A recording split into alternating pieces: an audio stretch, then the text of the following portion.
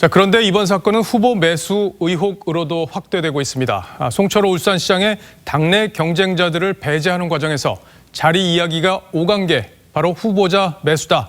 한국당은 이런 주장과 함께 당사자들을 검찰에 고발했죠. 하지만 이걸 법률적으로 입증하는 건 쉬운 일은 아니라고 합니다. 왜 그런 건지 오늘의 포커스는 여기에 맞췄습니다. 자유한국당 의원들이 서울중앙지검에 나왔습니다.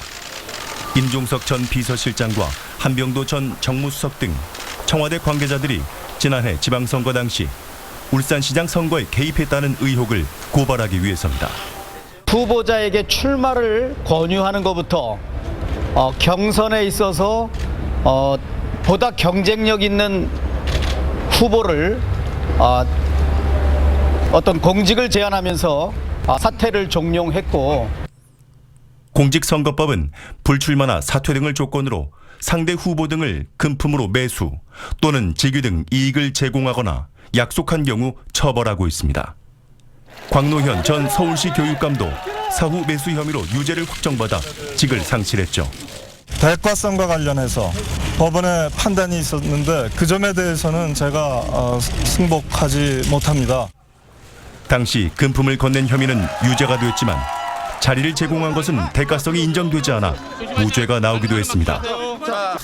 지난해 지방선거 당시 송철호 울산시장은 임동호 전 최고위원과 심규명 변호사에 비해 지역 기반이 약하다는 평을 받았습니다. 송 시장 캠프에 참여했던 송병기 부시장의 업무 일지에는 임동호보다 불리하다는 내용이 담겨 있기도 했죠. 지역에서 기반이 없던 시절부터 정말 열심히 민주당으로서 역할을 해왔던 그런 그 임동호 씨 같은 분이 그냥 경선조차 치르지 못하고 배제되었고, 검찰이 확보한 송병기 부시장 수첩에는 임 전 최고위원 이름 옆엔 자리 요구, 심규명 변호사 이름 옆엔 동서발전 사장이 적혀 있습니다. 직을 제안한 것으로 의심사는 대목입니다.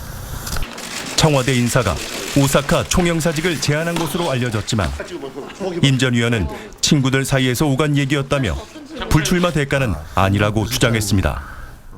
출마하지 않는 조건으로 어떤 자리 제안을 했다. 그것은 절대로 있을 수 없는 얘기고. 검찰이 후보자 매수죄를 적용하려면 대가성 입증이 관건인데 이를 부인한 거죠. 임 전 최고위원이나 심 변호사 모두 선거가 끝난 뒤 제안받은 것으로 알려진 자리에 가지 못했습니다. 물론 공직선거법은 자리 약속만으로도 처벌할 수 있습니다. 대가를 약속했다거나 이러한 의사표시를 한 사실이 있었는지, 이를 승낙했는지 여부가 입증이 돼야 합니다. 결국 제기된 의혹들에 대한 당사자들의 해명을 넘어서는 객관적 증거를 찾는 게 검찰의 몫으로 남겨졌습니다. 뉴스7 포커스였습니다.